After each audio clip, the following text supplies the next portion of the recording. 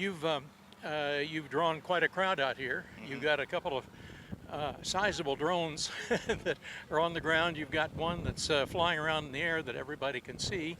Now, tell me about them. What kind are they? What's their capacity, and what can they do for us? The drone that was flying, it's the T50, so it's a 10.5 gallon tank. It has obstacle avoidance all around it, above and below. This drone, we see a lot of farmers spray their own fields and start custom application businesses spraying for other farmers. We have multiple dealers across the state of Illinois that have flown drones, that have all their fully licensed, and that know how to repair drones, that work with customers, including our own headquarters in Missouri, that work with customers to get these businesses and to get their application going on their farm. Who's the maker of the drone? DJI. Okay. Any problems with that? It's had some controversy recently. Are there any problems with that and you selling DJI drones to a lot of farmers? Right now we've sold quite a few DJI drones this year. DJI, we continue to have a lot of interest, a lot of people pursuing it. We have a lot of farmers that have found the benefit of these drones, and a lot of even law enforcement too have found the benefit of the DJI drones, and we feel that it's really shown light to what the people need and what we need right now as far as safety and as far as agriculture's needs for something on the farm. Right, I know they're pretty popular, but I didn't know if what may happen in the future. The one in front of us is what? That's a delivery drone. It's called a fly cart.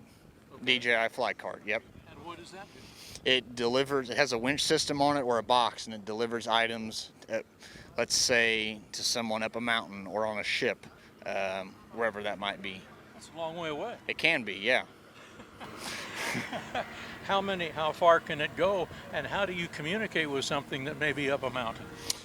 You can have two controllers on it as long as you have line of sight and someone who can see it, of course, follow all the other legal requirements that are needed.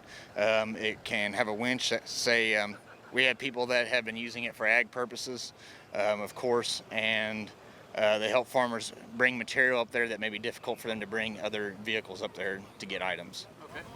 Now, as far as the drones that we're flying around here, what's their time capacity? How often do you have to put a battery in? How much can you spray?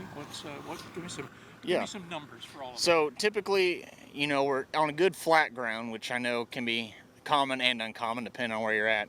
Good flat ground, you're looking at about 40 to 45 acres per hour, about a 2 gallon per acre rate.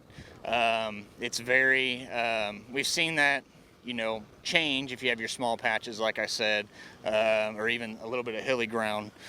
But that's about what we're looking at. Typically, a flight lasts about 6 minutes. It takes about a minute to fill up the drone and put in a new battery, and battery's fast charged. So say it takes you 6 minutes to drain a battery, it'll take you 6 minutes to charge a battery. You're just continuing that cycle all day long.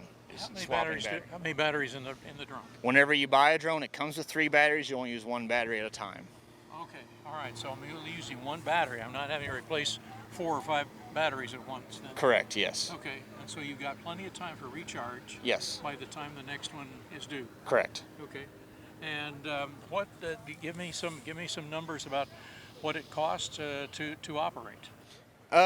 Pretty low. Your main costs are going to be some repairs you may have to make. Like I tell people all the time, it just depends on how well you treat your equipment. Every farmer treats their tractor different. Every farmer and everyone treats their vehicles different.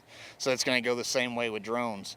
Common things that may occur is you may nick your blades, getting those replaced, and of course you'll have some random things. But as long as you plan your flight routes accordingly and do as you're supposed to do with your drone, you're going to have some pretty good luck. So your ROI or your expenses are pretty low on this.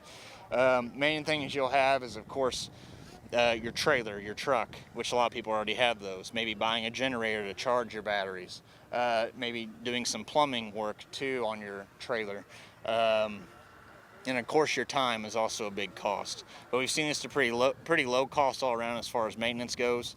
And working with it, and we've seen this be pretty efficient for farmers as far as that cost goes. Well, the point you made early on was the fact that you could get one for taking care of your own property, and then your neighbor may want to hire you as a custom operator. Correct, and we've seen a lot of that, yes.